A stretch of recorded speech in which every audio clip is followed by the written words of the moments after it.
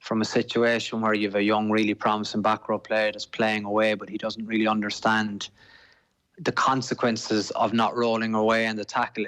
For him, it's probably giving away a penalty, but I think the message as a coaching staff are trying to deliver is the fact that where was the next line out from that penalty on a desperate night for rugby? It was 5 metres from our line. Yeah. While there's absolutely no danger or, no real threat, just give them the ball.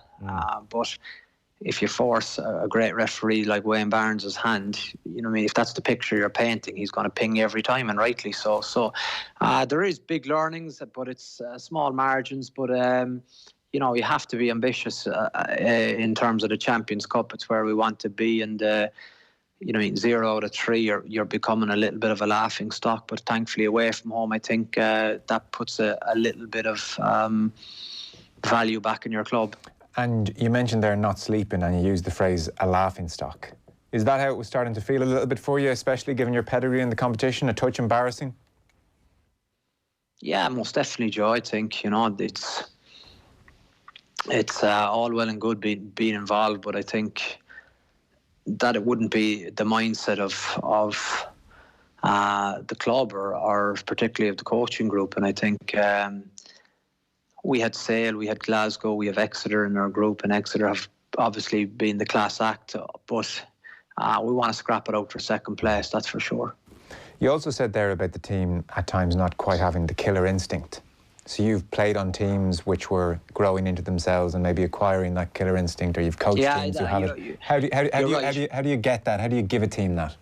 No, that is, I think, it is an interesting discussion, and the fact I think you learn that and I think you develop that, and the more you put yourself in that situation, the better chance you have of actually understanding what going away from home and getting performance looks like. Actually, Paul O'Connell graciously rang me and said, well done, a lot of teams go to Glasgow and don't get a result, and he was right in what he said. He said that, the team we played on, we went away and we won ugly loads of times, and that's a skill in itself. But for us, I think we're not used to winning European games. It's a club that's not used to playing in the Champions Cup, but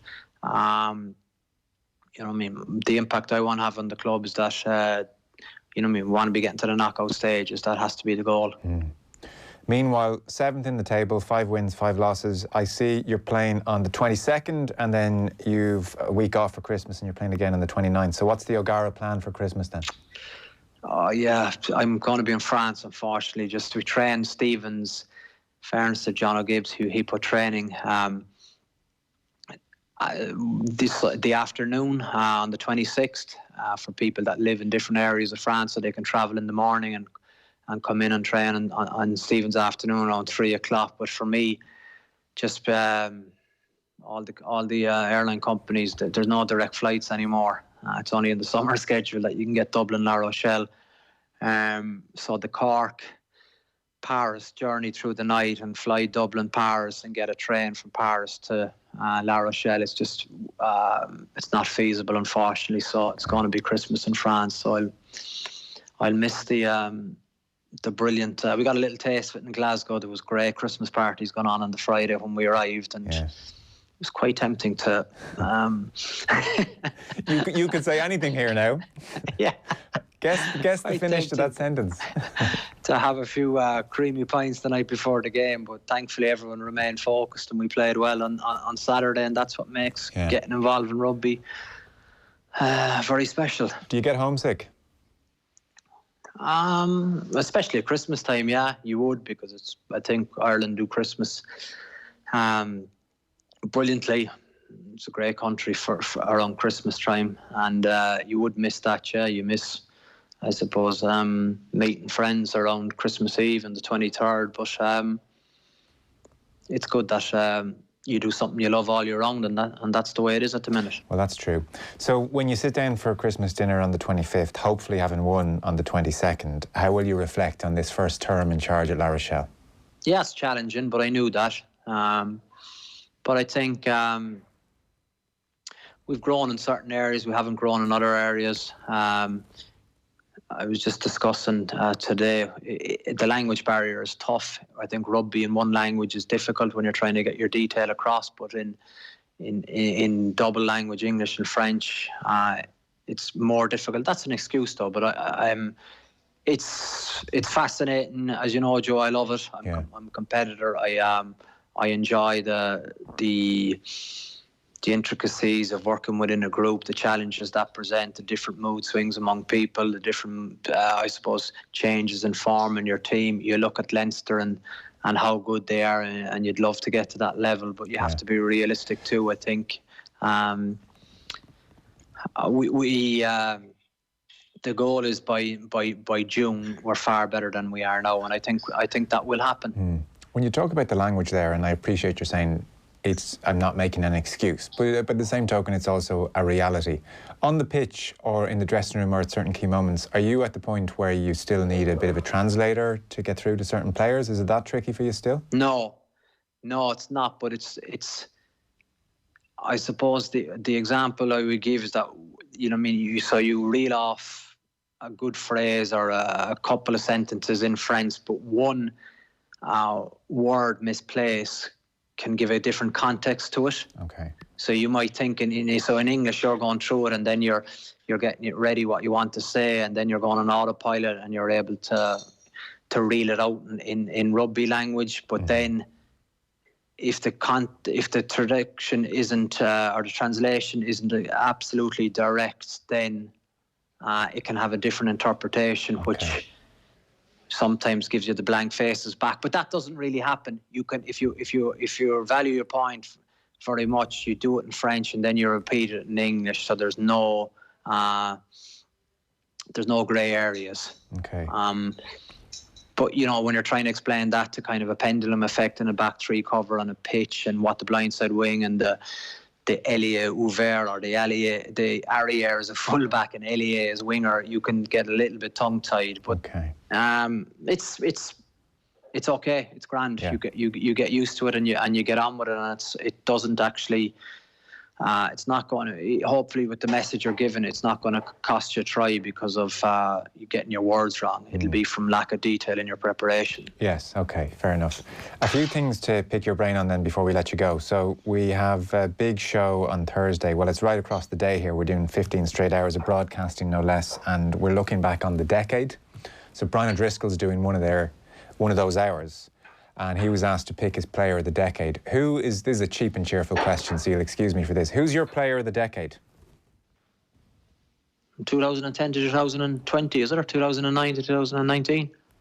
Well, I mean, both. Okay. Can't say yourself for that Sterling World Cup in 11. No,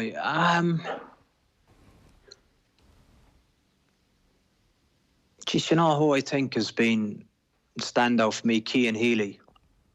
Wow. I wasn't expecting that. Yeah, I just admire his temperament. I admire his drive. I think he's a seriously impressive player. Really good guy. And I think for me, he is. We're talking in a national context, is it? Well, actually, I'd meant worldwide, but maybe give me your national one first. But that's your Irish one, yeah. Cian Healy. Yeah.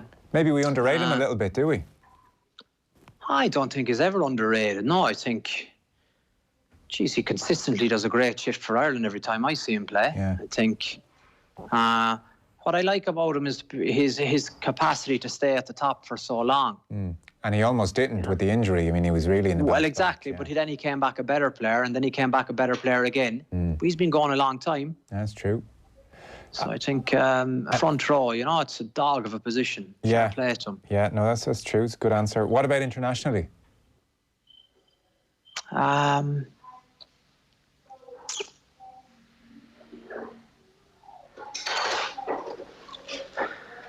Internationally, in the same vein, I think Alwyn Jones. Right. Just, I suppose I'm looking for someone who has done 10 years and consistently performing, he's someone that springs to mind. And I suppose over that period of time too, you know, someone like Bowden Barrett, I think, has been extremely consistent as well and has been world class and is a joy to watch. Two very different players, obviously, but on this side of the sea would be Alwyn Jones, and on the southern hemisphere would be Bowden Barrett. Okay. A complete change of tack now. So John Cooney's lighting it up. I'm sure you've seen him to some extent already. Yeah, I have. Yeah, I have. I've seen him play every week. Yeah, okay. He's been very impressive. So you have a good perspective on this, the Le Petit General culture over in France. Is that still very much a thing? Is John Cooney in that mould, and is that still very much what you see at a lot of French clubs? Yeah, it is. Yeah, okay. Yeah. While in Ireland, England, Wales, Scotland, the dominant, I suppose, partner of the halfback partnership is the 10, while in France, ever since they're very, very young, the dominant role is the 9. And all the 9s become goal kickers, and nearly every 9 in France goal kicks, and it's part of their requirements for CV for gaining game time. Yeah. So yeah, he is. But I was reading an article. He's a very accomplished soccer player. Yeah. John Cooney. So that obviously helps when it comes to kicking a ball or striking a ball. He is very. He has, I think, improved his technique, and he looks. He doesn't look like missing at the minute, you know. But I think that's what he's doing for Ulster. But once you take him out of that context, now he's gone into an international stage where you're competing with the likes of Halfpenny, Sexton, Farrell, and Laidlaw, all really sharp shooters. So what we can say is so far so good. And will a 9 get an opportunity to kick on the Irish team? If Johnny Sexton is playing, no. If Joey Carberry is playing, potentially. If Ross Byrne is playing, probably not. Okay, well, it's good, because you've taken this in the direction I wanted to kind of tease your brain on. So it seemed like Peter Stringer was a perfect foil for you. You know, you were clearly a very dominant 10, a dominant figure in the team. It's clear now Johnny Sexton is the dominant figure in the team, wants to take the kicks, wants to dictate so much of the play. Is there almost like a kind of something off in the alchemy or the chemistry if a John Cooney all action comes in, likes taking the kicks? You know, as soon as Johnny might miss a few, he might be putting his hand up to take a few kicks. He might want to be involved in every little aspect of the play. That kind of French mould of a 9. Could that be not a great foil for someone like Sexton? Might Cooney find that domineering or vice versa, or do you think that could work brilliantly? Oh, there's a lot of ifs and buts there, Joe, I think. It depends on personality as much as anything, I know. Well, I think it would be pretty plain sailing at this stage that if Johnny Sexton is in the team, he'd be kicking. Yeah. He won't even come up for debate. And could that affect Cooney, do you think? Like, do you look at Cooney and think, in the same way if we took kicking off you, it was just so integral to your sense of yourself on the pitch. You know, like you would have felt 3 inches shorter without kicking as part of your arm. Yes. Cooney might step in a field for Ireland. No, a lot You're off more the than kicks. That. Okay. A lot 6 inches shorter, half your size. Yeah. But say Cooney mightn't feel himself without all that responsibility, and you could relate to that. So you wonder then how that could work in an Irish jersey for him. Yeah, but he's got to appreciate too. He's playing for Ireland. It's a complete different step up. It's a complete different level. You know, he's going from playing from having a whirlwind of a campaign with Ulster in the pool stages also. Sure. Don't underestimate the step up from quarter-final to a semi-final to a final. So in that regard, so far so good. He's doing brilliantly in all areas of the game. But I don't think it would probably, for him, he needs to probably walk first in the fact that get into the Irish team, and then if he feels comfortable, then he can probably potentially start claiming the goal kicks. But like what happens with a lot of, I suppose, teams in terms of management, what they do is they probably have 3 kickers on the pitch. England always, in the years of Dave Aldred and Clive Woodward, always had 3 kickers, so there was always 3 backs made kick, you know, Tuesdays, Wednesdays, Thursdays and Fridays before test games. So puts a big emphasis, and it's important. But you know, I think I would say if he was a 50 test experienced player playing for Ireland, and he was coming in as a 9, and Johnny was there, and Johnny was obviously kicking, then it may affect John Cooney. But I don't see in this situation how it would. For him, he has to be focused and trying to get into the team. Yeah, well, that's a fair point. I know I'm getting a bit down the line. I just think it's interesting because we haven't usually produced those 9s. Do you think we'll ever get to a point in this country where 9s might take more responsibility out of the French, or is the number 10 just too entrenched? No, it's a great question. I suppose it actually depends what happens in schools, really. That's when they're kind of shaped. If you turn around its head, in my schoolboy team, it was the 9 that was kicking. I didn't kick till I went to university, till I started playing with UCC. So, wow. Obviously, they're different athletes nowadays and far stronger and better prepared and far more mature. But I think it was interesting in that regard. I think it all depends on the outlook of the coach, really. I think there is definitely, when you see some of the way the 9s in France play, they play the game brilliantly, and I think they offer an awful lot more to a team as opposed to just being a distributor. Yes, yeah. And this might be a technical question and hard to explain on the radio, but what does a dominant 9 offer? Maybe what's the real benefit of having a real dominant 9 like that who offers more in the French guys? Uncertainty in terms of how is the defence going to probably prepare to defend against us this weekend. Okay. So if you have a 9 who is, unpredictable, and there are so many in the French game from all around the world. You've Rory Cocker playing with Cass, you've Carbarlo playing with La Rochelle, you've Ballet's playing with La Rochelle, 2 completely different players within one team. You obviously have 2 in Toulouse at the current French 9 and Player of the Year, and then you have Bézi as his backup. You have Morgan Parra, and you've Laidlaw and Claremont.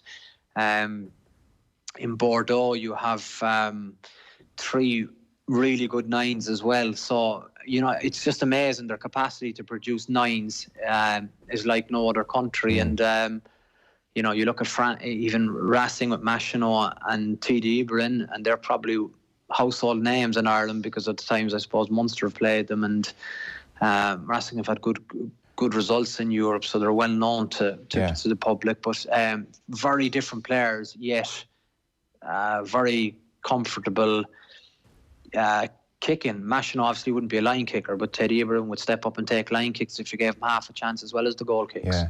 And a last one in all this, would you have liked to play alongside a 9 like that, or did you prefer the Peter Stringer, brilliant distributor, quick pass, and let me do my stuff?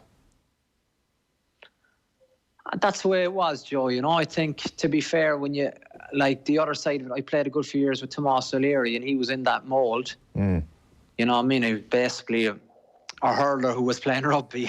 So he just didn't know what he was doing, but that was great. But he was deadly on his instincts, and he just played. But that's... Yeah, and you like that as well? That's the beauty of the sport. Yeah, of course, because I suppose... When playing with strings, I knew I was getting the ball all the time. Sometimes you were there, you'd be kind of half up and have a go sometimes. With Tomas, it was like, Jesus, will you ever give me the ball, Tomas? He was a hog ball. Well, that's what I'm getting at, that you'd be there kicking your feet. You'd be saying, here, I'm the star, give me the ball. No, but sure, here, there's 5 fellas outside me, Joe. They need to be satisfied as well. Otherwise... True. Everyone's it's like that was the myth all the time. It was a 10-man game in Munster, but it wasn't. And that's, I take you back to 2000 in Toulouse. Yeah. You're too young to remember that try we scored from our own 22. Seen it on grainy YouTube. Yeah, okay. We leave it on that. So we will. No, it's all very interesting. Look, we have to see how Cooney gets on, but it could be that's an interesting dynamic potentially. And Conor Murray, well, it's going to be great because he's knocking on the door. Sometimes the door doesn't knock the first time you hit it, and that's an important message. But he has to persevere. But knowing the competitor in Conor Murray, he won't. He's going to have a say in this. There's no doubt about it. Yeah. He doesn't survive and thrive and be one of Ireland's most. He could have easily, for me, been the answer to the Cian Healy solution I gave, because I think. you know what I mean, because he's been there for so long, he's measured differently, not in comparison to Cian Healy, but to other nines. People are dying for change. Yeah. But I can guarantee you, if whoever comes in and doesn't perform, they'll be crying out for Conor within 3 games. Once you change Conor, you have to be prepared to give the newer guys a little bit of time to breathe, but I'm not too sure it's the right time. Yeah, no, it's a fair point. And there's no doubt in the media, the shiny new thing that is Cooney is fun to talk about and speculate about, and you can take Conor Murray for granted. One last quick question before clock gets away from us. So Munster away to Saracens. Made a strange decision not to kick for the posts. I mean, I'm not having to go with JJ Hanrahan here, but you suspect you'd have been over and grabbed that ball at 15-6 and a couple of minutes to go, and you get the ball back, get the bonus point. Your team made an art of having the nous to get a bonus point that would prove very valuable at the end. CJ Stander afterwards said it was a mistake. It was quite a bad mistake, really. Yeah, but I suppose for people, and you hate to sound like you're on your high horse or experience, but that's what pressure does. Sometimes pressure only comes really once or twice a season, and that was a perfect example of it, is when you kind of... you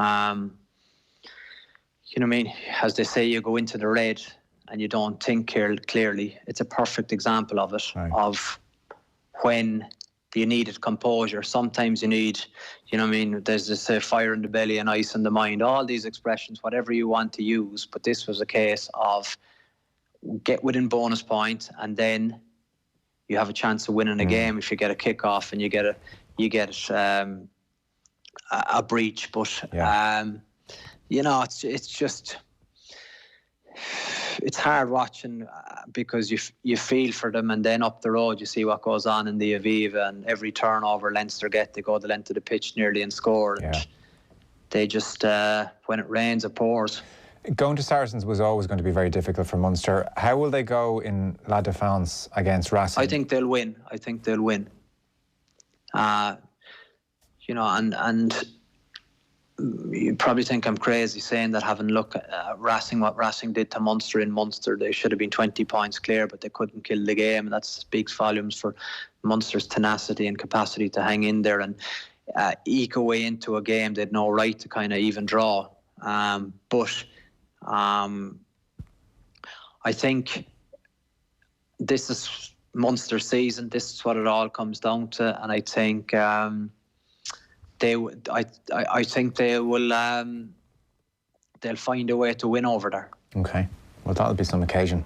Listen, I kept you a minute or two too long, but we'll leave you alone over the Christmas. Have a good one. Enjoy it. Cheers, Joe. Great. Happy Christmas to you and your listeners. See you. Bye bye. Rugby on Off the Ball with Vodafone, official sponsors of the Irish rugby team. Team of us. Everyone in. The Pat Kenny Show. On tomorrow's programme, are you giving up your seat for pregnant women on public transport? We find out. We go behind the scenes of It's a Wonderful Life, how to avoid cracking up at Christmas, and of course, the breaking news.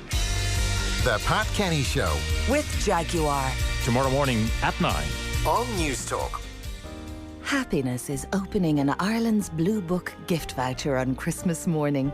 A wonderful choice of Ireland's most romantic country houses, castles, historic hotels and restaurants.